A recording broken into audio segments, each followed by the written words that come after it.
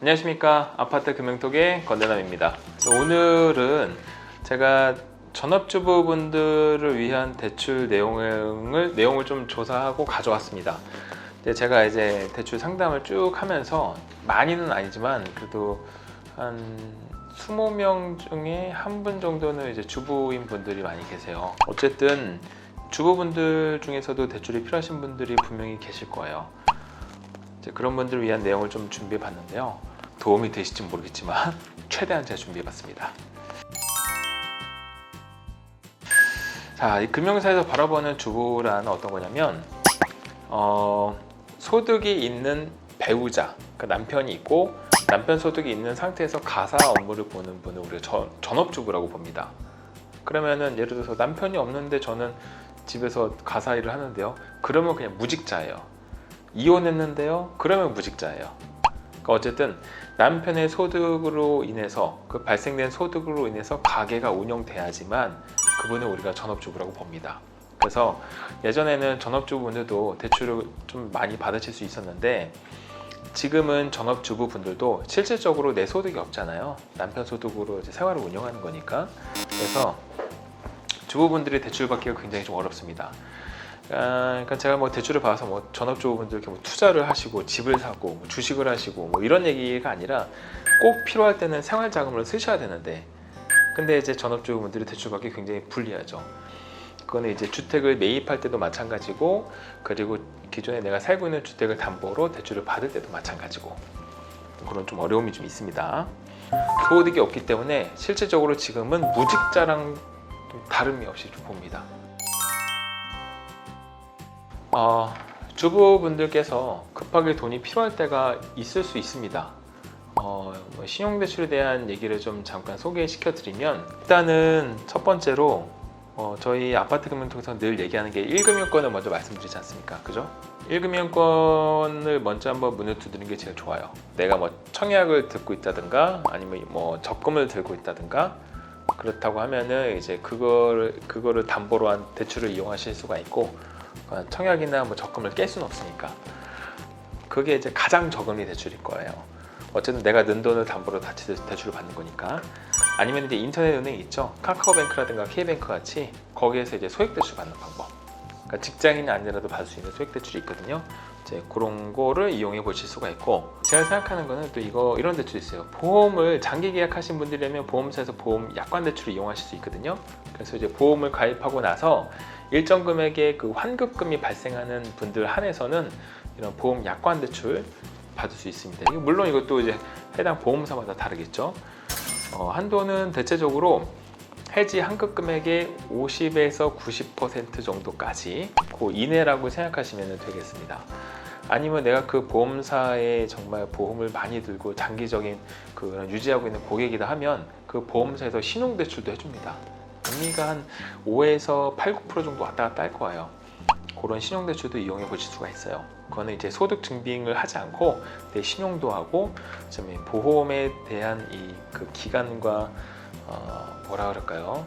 보험을 이용한 그 장기 우대 고객이라고 해야 되나? 그런 이제 대출을 받으실 수 있는 상품이 있어요. 자, 그러면 만약에 거기서도 이용을 하실 수가 없다. 나는 보험 든 것도 없다. 최근에 뭐 해야겠다. 너무 어려워서. 자, 그런 분들은 이제 보통 이제 저축은행이나 캐피탈 쪽으로 가야 되는데 거기에서는 받을 수 있는 상품이 굉장히 좀 제한적이에요. 왜냐면 이제 어쨌든 소득이 없는 무직자나 다름없기 때문에 최대 받을 수 있는 한도가 500. 특정 캐피탈에서는 최대 1000만 원 정도까지는 가능합니다. 이 특정 캐피탈만 조금 주부분들한테 조금 더 좀 잘해주는 경우가 있어요. 이것도 이제 대출이 될지 안 될지 여부는 통화를 해서 상담을 받아 보셔야 됩니다. 그리고 이제 신용카드 사용 실적이 있으신 분들께는 카드 론으로 해서 받을 수 있는 대출도 있겠죠. 자신의 명의로 된 신용카드를 연체 없이 1년 이상 사용한 분들이라면 어쨌든 그 카드사를 통해서 받을 수 있는 대출인데 이게 아마 금액이 좀 많이 나올 거예요. 이것도 뭐 규제가 있겠지만 어쨌든 그래도 이거는 몇천 단위로 나오고 있습니다. 하지만 그것도 각 때에 따라서 금융사와 그 차주분의 조건에 따라서 대출이 될지 안 될지 여부는 저희가 판단하기 어렵기 때문에 꼭 상담을 받아보셔야 됩니다. 예, 주부분들께서 자신의 명의로 되어 있거나 혹은 배우자분과 공동 명의로 된 아파트가 있다면 저희가 이제 캐피탈저축은행권에서 이용할 수 있는 아파트론 상품이 있을 수는 있으나 이것도 제한이 좀 많이 있거든요. 그래서 그래도 이제 아파트나 내 주택이 없는 분들보다는 그래도 조금 더 할 수 있는 선택지가 있으니까 본인 명의로 된 아파트가 있는 경우, 배우자 공동 명의도 마찬가지고요. 어쨌든 이용할 수 있는 한도는 좀 더 있습니다. 차주분의 신용점수에 따라 달라질 수 있다는 점, 또한 신용대출이기 때문에 아무래도 금리는 다소 높을 수는 있어요. 예전에는 이 담보 물건만 가지고도 대출을 좀 잘 받을 수가 있었는데 지금은 워낙에 규제도 심하고 가계부채도 늘어나고 있다 보니까 대출 받기가 조금 더 어려워졌어요. 그럼에도 불구하고 내 소유의 담보 물건이 있으면 이 아파트를 담보로 이용할 수 있는 금융권이 있습니다. 대신에 은행처럼 2, 3% 금리대가 나오는 게 아니에요. 중금리 정도는 조금 비싼 금리로 나올 수가 있습니다.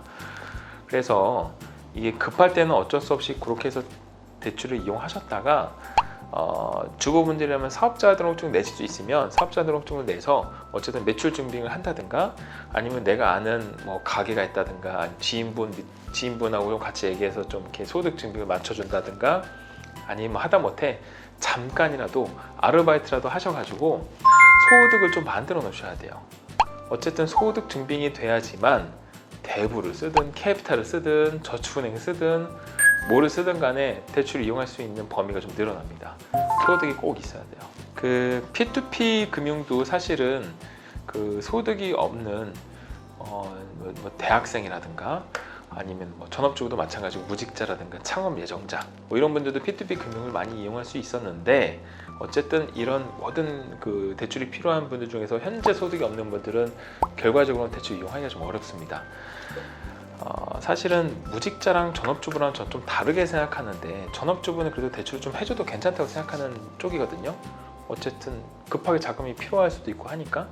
근데 지금 금융권에서는 전업주부 분들도 무직자와 동일하게 보는 때이기 때문에 대출 받기가 좀 많이 어렵습니다. 그래서 전업주부이신 분들이 대출 받을 수 있는 상품이 극히 드물어요. 그나마 몇 군데. 그게 아니면 카드론이라든가 카드 대출? 카드 대출이죠. 그런 쪽으로. 그게 아니면 보험사 이 정도. 담보가 있으면 저희가 그나마 좀 해볼 수 있는 게 좀 더 있다. 이 정도까지. 제가 혹시라도 빠진 게 있을 수 있으니까 저희 신용대출 하시는 담당자분께 통화를 한번 걸어볼게요. 혹시 전업주부인 분들도 대출이 좀 나오나요? 본인 명의 집이 있다던가 배우자 명의 집이 있거나 혹은 공동명의로 돼 있거나 금리는 몇 프로 정도 나와요? 대략 한 10에서 한 15% 예상하면 되겠네요. 평균 요 정도. 원리금 균등.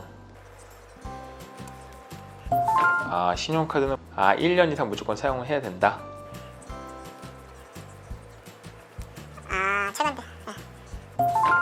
최근 대출이 발생했을 경우는 한도 발생이 안 될 수도 있다. 전업주부분들 만약에 좀 이렇게 아파트가 좀 이렇게 LTV가 좀 많이 남아 있다 하면은 최대 맥스로는 얼마까지 나와요? 그렇죠. 전업주부를 무직자로 보잖아요, 요즘에. 아파트 있으면 1억까지 가능하답니다. 아파트가 있으면. 비싼 아파트. 자, 그래서 어쨌든 제가 전업주부에 대한 내용을 좀 다뤄봤는데요. 어쨌든 전업주부인 여성분들 같은 경우는 무직이라 하더라도 받을 수 있는 상품이 일부 좀 더 있다. 이렇게만 내용을 요약을 해보고요. 아파트 매입하는 거는 전업주부로도 매입이 가능하지만 남편분의 소득 증빙이 필수로 들어가니까 이런 점들은 이제 상담 통해서 플랜을 세우시길 바라겠습니다. 어쨌든 이번 영상은 여기서 마무리하겠습니다. 자, 주거대출에 대해서 궁금하셨던 점이 조금이라도 도움이 되셨다면 저쪽으로 이제 아파트 금융톡 구독과 좋아요, 알림 설정까지 부탁드리고요. 다뤄봤으면 하는 내용이 있으시면 아래 댓글로 남겨주십시오. 문의사항이나 궁금하신 점이 있으시면 카카오톡 채널 아파트 금융톡으로 남겨주시길 바라겠습니다. 감사합니다.